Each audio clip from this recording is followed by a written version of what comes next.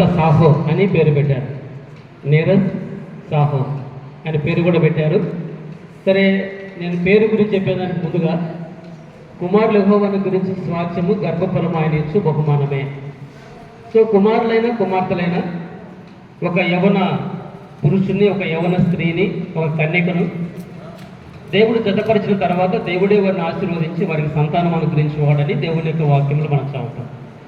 మీకు అందరికీ బాగా తెలుసు, హవ్వ మరి ఆదామును ఏదైనా తోట నుంచి బయటికి వెళ్ళగొట్టబడిన తర్వాత, పంపివేయబడిన తర్వాత వారిద్దరూ మరి అనగా ఆదాము హవ్వను కూడినప్పుడు ఆమె యొక్క కుమారుని కని ఆమె ఏమని చెప్పేదంటే, యెహోవా దయ వలన నేను ఒక మనుషుని సంపాదించుకున్నానని చెప్పాను.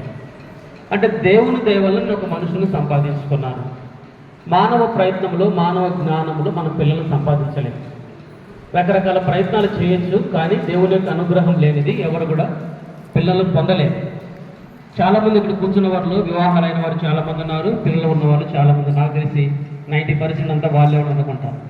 సో మనకు దేవుడు సంతానం ఇచ్చాడంటే అది దేవుడు తన కృప చొప్పున మనల్ని జ్ఞాపకం చేసుకొని ఆయన కనికరాన్ని బట్టి మనకు సంతానాన్ని, పిల్లలను దేవుడు ఇచ్చాడు. అట్లనే సహోదరు నిరంజన్ మరి సహోదరు అమృత, దేవుడు వారిని కూడా ప్రేమించి వారిని జ్ఞాపకం చేసుకొని ఒక చక్కని కుమారుని దేవుడు అనుగ్రహించాడు. కాబట్టి ఏ విధంగా హవ్వ గుర్తించగలిగిందో, యెహోవా దయ వలన నేను ఒక మనుషుని సంపాదించుకున్నానని చెప్పినట్లుగా మనం గమనిస్తాం. తర్వాత లేయ విషయంలో కూడా లేయాను దేవుడు జ్ఞాపకం చేసుకున్నాడని మనము 29వ అధ్యాయంలో చివరి భాగంలో మనం చదువుతాం. మనం ఆది కాండంలో ఆమె గర్భం తెరిచినప్పుడు ఆమె కూడా సంతానాన్ని పొందినట్లుగా మనం దేవుని యొక్క వాక్యంలో గమనిస్తాం. దాదాపుగా 6 మంది కుమారులను, ఒక కుమార్తెను కూడా మరి రాహేల్ వారి లేయ పొందినట్లుగా మనం గమనిస్తాం. తిరిగి రాహేల్ను కూడా దేవుడు జ్ఞాపకం చేసుకుని ఆమె గర్భం తెరిచినని మనం చదువుతాం. హన్నాను దేవుడు జ్ఞాపకం చేసుకుని దేవుని యొక్క వాక్యంలో మనం చదువుతాం. అర్థమైందంటే ఈ విధంగా దేవుడు జ్ఞాపకం చేసుకొని ఒక చక్కని కుమారుని దేవుడు ఇచ్చాడు. కాబట్టి సంతానం అనేది దేవుడు అనుగ్రహించేవాడు అనే విషయం మనం గమనించాలి. అందుకని యెషయా గ్రంథంలో చెప్పబడింది, 43వ అధ్యాయం యెషయా గ్రంథము 2 నిమిషాలు మనం చూద్దాం. తర్వాత ఆయన పేరు గురించి 2 విషయాలు చూసి ముగిస్తాను. అంతా మీకు 20 నిమిషాలు ముగించేస్తాం, మీరేం కంగారు పడద్దు, జ్ఞాపకం చేసుకోండి. రండి, మరి 43వ అధ్యాయం యెషయా గ్రంథము చదవండి. మొదటి వచనం చదవండి, ఎవరైనా ఒకరు చదవాలి. మొదటి వచనం. అయితే యాకోబు నిన్ను సృజించిన వాడు యెహోవా, ఇశ్రాయేలు నిన్ను నిర్మించిన వాడు ఇలాగు సెలవిస్తున్నాడు. చాలు, ఏమని చెప్పండి? మొదటి లైన్ నిన్ను సృజించిన వాడు, రెండవ లైన్లో నిన్ను నిర్మించిన వాడు. తర్వాత 44వ అధ్యాయం యెషయా గ్రంథం 2వ వచనంలో కూడా నిన్ను సృజించి గర్భంలో నిన్ను నిర్మించి, చాలు, నిన్ను సృజించి గర్భంలో నిన్ను నిర్మించి. కాబట్టి ఆ బిడ్డకు తల్లి గర్భంలో రూపునిచ్చిన దేవుడే. ఎట్లా రూపునిచ్చాడని తల్లికి తెలియదు, తండ్రికి కూడా తెలియదు, ఎవరికి కూడా తెలియదు. ఒక యవనస్తురాలు చదువుకుంటా ఉన్న సమయంలో, క్రైస్తవురాలు కాదు, ఒక హైందవురాలు, ఆమెకు ఒక ప్రశ్న ఏర్పడిందంట. తల్లి గర్భంలో ఇంత చక్కగా ఒక బిడ్డకు రూపు వస్తుంది కదా, దిద్దుతారు కదా, అదే తల్లి ఇస్తుందా తండ్రి ఇస్తుందా రూపు అని ఆమెకు ఒక ప్రశ్న వచ్చి ఇంటికి వెళ్ళిన తర్వాత వాళ్ళ తల్లిని అడిగదంట, అమ్మ, తల్లి గర్భంలో రూపును తల్లి ఇస్తుందా బిడ్డకు, ఆ పిండానికి, మరి తండ్రి ఇస్తాడా అని అడిగినప్పుడు ఆమె ఏం చెప్పలేక ఆఖరి చెప్పింది ఏంటంటే దేవుడే ఇస్తాడని చెప్పాడంట. సరే, నాకు కూడా ఒక దేవుడు రూపునిచ్చి ఉంటాడు కదా, ఆ దేవుడే నాకు కావాలని అట్లా ఆమె అన్వేషించి వాళ్ళ ఫ్రెండ్ ద్వారా ఆమె ఒక బైబిల్ పొంది, బైబిల్ చదివి, ఆ తర్వాత బైబిల్ ఏ విధంగా మరి హవ్వ దేవుని యొక్క దయ వలన మనుషుని సంపాదించుకున్నదో ఇవన్నీ కూడా చదివిన తర్వాత నాకు రూపునిచ్చిన ఈ దేవుడే కావాలని యేసుక్రీస్తు ప్రభును సురక్షితంగా అంగీకరించి మారు మనసు పొంది దేవుని యొక్క సేవకురాలుగా దేవుని సేవ చేస్తూ ఉంది. ఇక్కడ కూర్చున్న వాళ్ళు ఎవరైనా సరే మనకు రూపునిచ్చింది ఎవరు అని మనం గ్రహించకుండా ఇంకా ఈ లోకంలో ఉన్నట్లయితే ఒకనొక దినాన మనం ఈ లోకాన్ని వదిలిపెట్టిన తర్వాత మనం సృజించిన దేవుని యొద్దకు మనం చేరలేం. మనం సృజించిన దేవుని యొద్దకు మనం చేరాలంటే మనకు ఎవరు రూపునిచ్చారో ఆయన్ని మనము గుర్తించాలి. ఏమని గుర్తించాడు? కీర్తనకారుడు దావీదు మహారాజు 139వ కీర్తన 13వ వచనంలో, 139వ కీర్తన 13వ వచనం, 139వ కీర్తన 13వ వచనంలో, నా అంతర్యంద్రియములను నీవే కలుగజేసితివి, నా తల్లి గర్భమందు, జాగ్రత్త గమని, నా తల్లి గర్భమందు నన్ను నిర్మించిన వాడవు నీవే. నీవు నన్ను కలుగజేసిన విధము చూడగా భయమును ఆశ్చర్యము నాకు పుట్టుచున్నవి. అందును బట్టి నీ కృతజ్ఞతాస్తులు చెల్లించుచున్నాను. కాబట్టి ఏమని చెప్పబడింది? తల్లి గర్భము నన్ను నిర్మించి నా అంతరంగులు నీవే కలగజేసేవి, నా తల్లి గర్భము నిర్మించిన వాడు నీవే. కాబట్టి ప్రియ సౌరుడు ఎవరైనా సరే, బ్రదర్స్ కానీ సిస్టర్స్ కానీ ఇక్కడ కూర్చున్న వాళ్ళు ఎవరు నీకు రూపునిచ్చారో ఆ దేవుణ్ణి వదిలిపెట్టి దూరంగా ఉన్నట్లయితే ఒకనొక దినాన్ని ఈ లోకాన్ని వదిలిపెట్టిన తర్వాత దేవుని రాజ్యంలో దేవునితో కూడా సదాకాలం మనం ఉండలేం.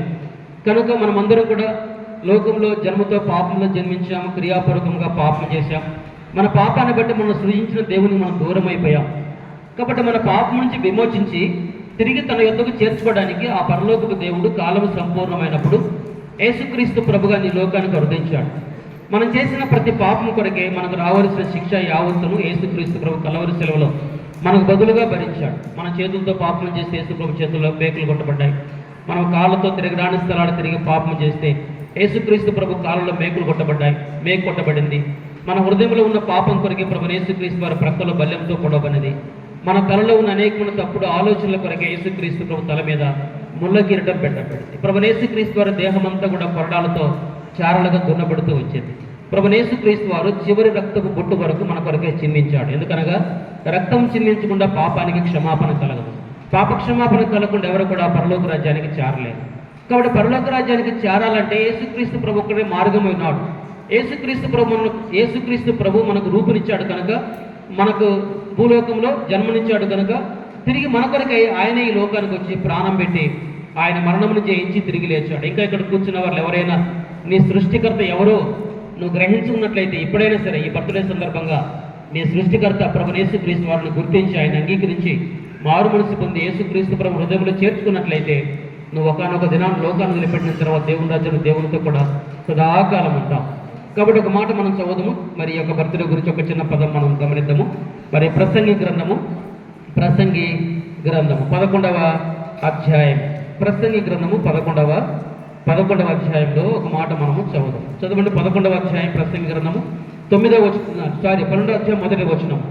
11 కూడా ఉంది కానీ 9వ అధ్యాయం 12వ అధ్యాయం మొదటి వచనం చదవండి. దుర్దినములు రాకముందే ఇప్పుడు వీటి యందు నాకు సంతోషం లేదని నీవు చెప్పు సంవత్సరం రాకముందే తేజస్సుకును సూర్య చంద్ర నక్షత్రములకు చీకటి కమ్మకముందే వాన వెలిసిన తర్వాత మేఘములు మరలా రాకముందే నీ బాల్య దినముల యందే నీ సృష్టికర్తను స్మరణకు తెచ్చుకున్నాను. నీ బాల్య దినముల యందే నీ సృష్టికర్తను స్మరణకు తెచ్చుకున్నాను. ఇప్పుడు కూర్చున్న వాళ్ళు ఎవరైనా సరే ఇంకా నీ సృష్టికర్త ఎవరు నువ్వు ఎరిగి ఉంటే దేవునికి స్తోత్రం. ఒకవేళ ఎరిగి ఉండకపోతే బాల్య దినముల నుంచి సృష్టికర్త ఎవరో గ్రహించాలి, గుర్తించాలి, ఆయన అంగీకరించాలి. అప్పుడు ఈ లోకంలో దేవుని యొక్క సంతోషాన్ని, ఆనందాన్ని మనం అనుభవిస్తాం. కాబట్టి ఇది ఈ బర్త్డే సందర్భంగా ఏ విధంగా ఆ బిడ్డకు రూపునిచ్చాడో ఆ సృష్టికర్త ఎవరో చిన్న వయసు నుంచి ఆ బిడ్డ గ్రహించి ఆ ప్రభుని వెంబడించాలని మనం ఆయన కొరకే ప్రార్థించేవారిగా మనం ఉండాలి. అంత మాత్రమే కాకుండా మరి తల్లిగర్భంలో రూపునిచ్చి లోకంలో జన్మింపజేసి గత సంవత్సరం అంతా కూడా దేవుడు కాపాడి భద్రపరుస్తూ వచ్చాడు. అంటే ఒక సంవత్సరాన్ని దేవుడు దయాకిరణముగా ఆయన అనుగ్రహించాడు. 65వ కీర్తన 11వ వచనం చదువుదాము. కీర్తన గ్రంథం 65వ కీర్తన 11వ వచనం. కీర్తన గ్రంథము 65వ కీర్తన 11వ వచనము. సంవత్సరమును నీ దయాకిరీటము ధరింపజేసి ఉన్నావు, నీ జాడలు సారము వెదజలుచున్నవి. 11వ వచనం మొదటి లైన్లో సంవత్సరము నీ దయాకిరీటము ధరింపజేసి ఉన్నావు అనగా ఆ బిడ్డకు దేవుడు ఒక సంవత్సరాన్ని దయాకిరీటముగా అనుగ్రహించాడు. ఇది రెండవదిగా మనం గుర్తించాలి. మూడవదిగా వారికి పేరు సెలెక్ట్ చేసుకున్నారు. ఆ పేరు ఏంటంటే నిరజ్, తర్వాత సాహో. నిరజే కదా, నీరజ్ సాహో. నీరజ్ అని ఎన్ఈ నయ్యలు అంత పెట్టడం, ఎన్ఐ పెట్టడం అనుకోండి కదా, రైట్. నీరజ్ సాహో అర్థమైందంటే నీరజ్ సాహో. మీకు కొంతమంది చదువుచుండదు కాబట్టి మీకు బాగా తెలిసి ఉంటుంది. నీరజ్ అనే పదానికి అర్థం ఏంటంటే ప్రకాశించు కమలము అని అర్థం. ప్రకాశించు కమలము, లోటస్ ఫ్లవర్. మీకు అర్థం కావడానికి లోటస్ ఫ్లవర్ అని అర్థం. ప్రకాశించు కమలం. ఇంకా కమలం బదులుగా మరొక మాట లోటస్ అంటే ఏమంటారు? లోటస్ ఫ్లవర్ తెలుగులో తామర. తామర పుష్పం, రైట్. ఎందుకంటే మన ప్రాంతీయ భాష దీనికి అర్థమవుతుంది. తామర పుష్పం, ప్రకాశించు తామర పుష్పం అని అర్థం. అంటే లోటస్ ఫ్లవర్ అని అర్థం, ప్రకాశించు తామర పుష్పం అని అర్థం. దేనికి? నిరాజ్ అంటే. సో సాహో అని ఇంకొకటి కూడా ఉంది, సాహు అని. సాహు అంటే దానికి అర్థం ఏంటంటే సాగిలపడుట, లేదంటే గర్వించు, లేదంటే ఇంకా దానికి మనం అంటాం కదా, ఏమంటాము మరి హిందీలో చెప్పాలంటే జిందాబాద్ అని అర్థం. మీరు ఇల్లు సెర్చ్ చేయండి, జిందాబాద్ అని అర్థం. ఇంకా చెప్పాలంటే జై హో అని అర్థం, జై హో అని అర్థం. ఇవన్నీ దేన్ని చూపిస్తాయంటే ఒక వ్యక్తిని గణపరచడానికి వాడే పదాలు ఇవన్నీ కూడా. ఒక వ్యక్తిని హెచ్చించడానికి, ఒక వ్యక్తిని గణపరచడానికి వాడే పదాలు ఇవన్నీ కూడా. ఒక చెప్తా ఉంటారు సహజంగా, సీఎం జిందాబాద్, పిఎం జిందాబాద్ అని చెప్తా ఉంటారు కదా, అర్థమైందండి. తర్వాత జై హో అని కూడా అర్థం ఇస్తుంది. సరే, నా తలంపు ఏంటంటే మరి దేవుని యొక్క వాక్యంలో ప్రతిదానికి ఒక అర్థం ఉంది. ప్రకాశించు కమలము లేదా పుష్పము అని అర్థం. ముఖ్యంగా ఇంకా లోటస్ మరి ఫ్లవర్ అని అర్థం. ప్రకాశించు, దేవుని యొక్క వాక్యంలో మనం గమనించినట్లయితే మరి ప్రకాశించు అనే మాటకు ఒక అర్థం ఉంది. నేను ఎందుకు 50వ కీర్తన మొదటి 2 వచనాలు చదివించానంటే 2వ వచనంలో ఒక 2 పదాలు ఉన్నాయి. ఒకటి ఏంటంటే సౌందర్యం అని, రెండవది ఏంటంటే చెప్పండి రండి 50వ కీర్తన ఓ మాట మనం చదువుతాం మీకు అర్థం కావడానికి. కీర్తన గ్రంథము 50వ కీర్తన 2వ వచనం. సంపూర్ణ సౌందర్యం గల సియోనుల నుండి దేవుడు ప్రకాశించుచున్నాడు. సౌందర్యము ప్రకాశించుట అనే మాటలు మనం చదువుతాం. ఈ సౌందర్యం మాట ఎందుకు నేను చదివించానంటే సహజంగా ఒక ఫ్లవర్, ఒక పువ్వు సౌందర్యానికి గుర్తు. ఒక పువ్వు దేనికి గుర్తు? సౌందర్యానికి గుర్తు. అంతేకాకుండా ఒక పువ్వు సువాసనిస్తుంది. ఒక పువ్వు ఏం చేస్తుంది? సువాసనిస్తుంది. దేవుని యొక్క వాక్య ప్రకారము పువ్వు మానవ జీవితానికి గుర్తు, మానవ జీవితానికి గుర్తు. మరి యెషయా గ్రంథము 40వ అధ్యాయం నుండి ముందు చదువుకోండి. పువ్వు అనే మాట మనం చదువుతాం అది అక్కడ. కాబట్టి పువ్వు మొదటిగా దేన్ని చూపిస్తూ ఉందంటే ఒక సౌందర్యం గురించి మాట్లాడుతూ ఉంది.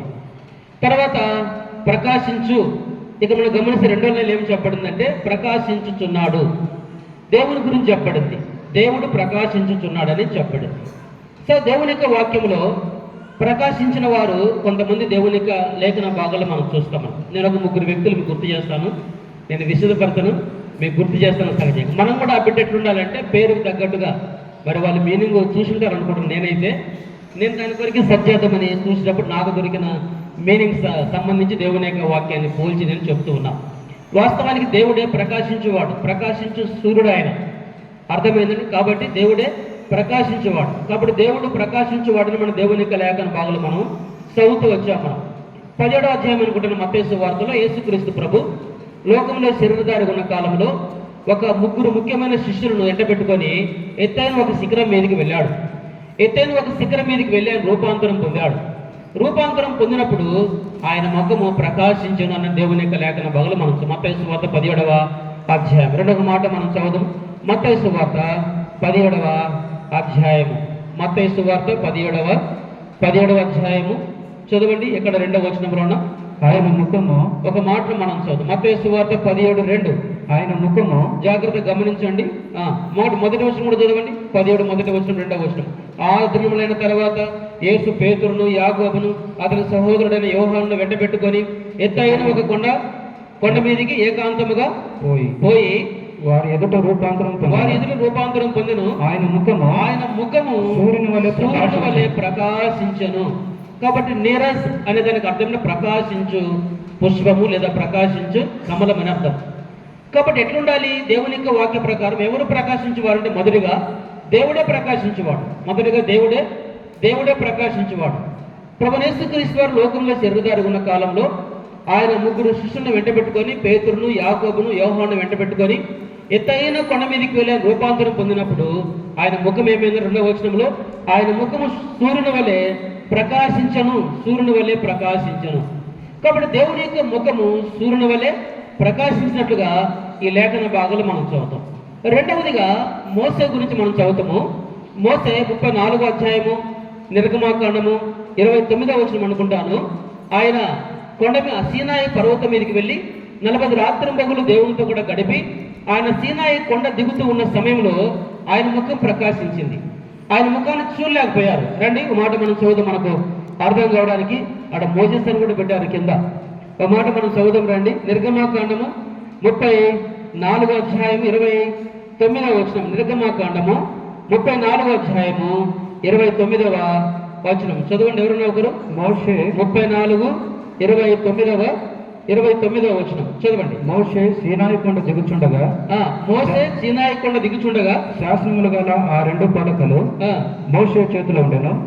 అతడు ఆ కొండ దిగుచుండగా ఆయన అతనితో మాట్లాడుచున్నప్పుడు తన ముఖ చర్మం ప్రకాశించిన సంగతి సంగతి మోషేకు తెలిసి ఉండలేదు. మరొక మాట 35వ వచనం చదవండి. 35వ వచనము.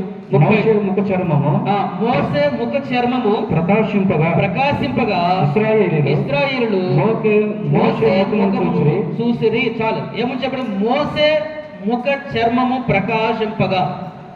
ఎప్పుడు మోసే ముఖ చర్మం ప్రకాశించింది మీకు అర్థం కావడం. మొదటిగా దేవుడే ప్రకాశించు సూర్యుని వలె ఉన్నాడు ఆయన ముఖం అని మనం చదివాం.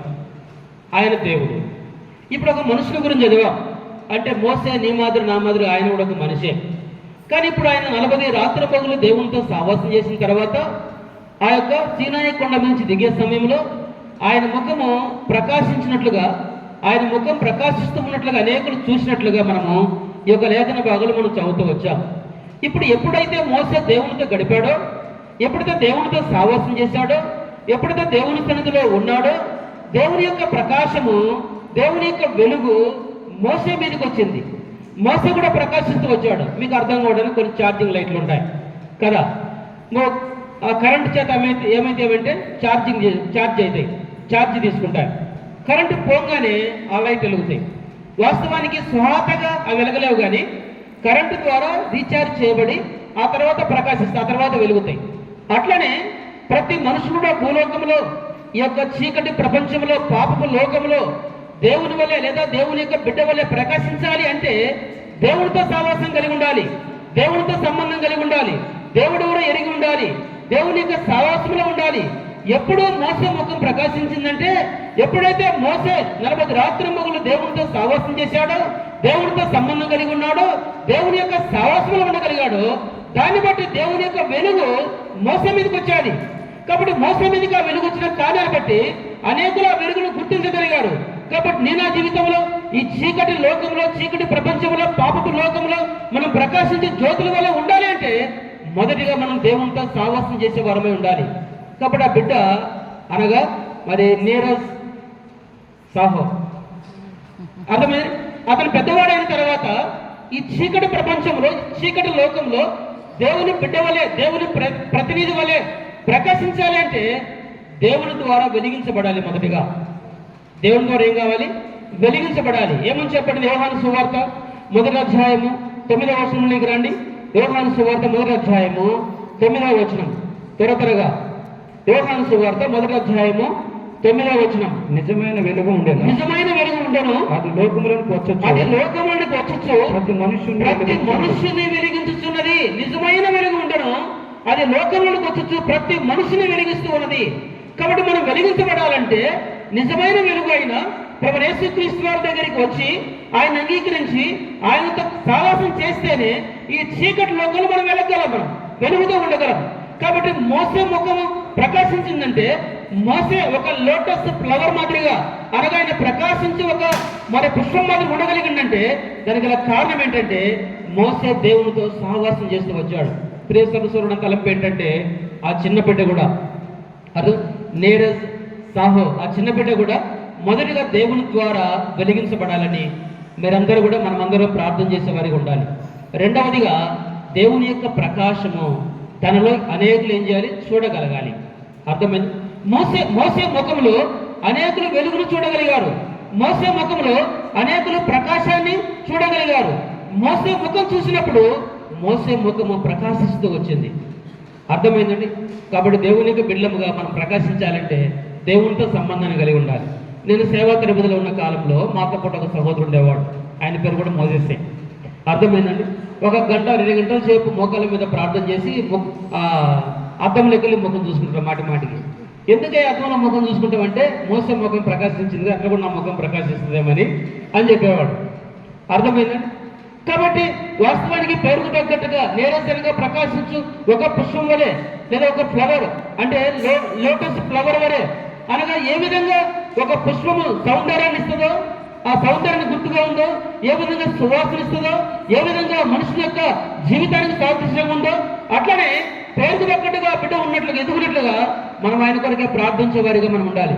కాబట్టి ఇప్పుడు మొదటిగా యేసుక్రీస్తు ప్రభు ముఖం ప్రకాశించింది, రెండవదిగా మోసే ముఖం ప్రకాశిస్తూ వచ్చింది. కాబట్టి ఇక్కడ ఉన్న వాళ్ళు ఎవరైనా సరే మనము ఎన్ని క్రీములు రాసుకున్నా లేదంటే ఎన్ని బ్యూటీ పార్లర్కి వెళ్ళినా ఆ ప్రకాశం చాలా సేపు ఉండదు. ఏమంటే కొంతమంది బ్యూటీ పార్లర్కి వెళ్ళే వరకు డబ్బులు అంతా ఖర్చు పెట్టుకుంటూ ఉంటారు. అర్థం ఒరిజినాలిటీ పోయి బ్యూటీ పార్లర్ అన్నీ పోయి ఆఖరికి ఏం లేకుండా తయారవుతారు. నేను ఒకసారి ఒక సహోదరిని అడిగా, చాలా సౌందర్యంగా మంచిగా ఉంటుంది,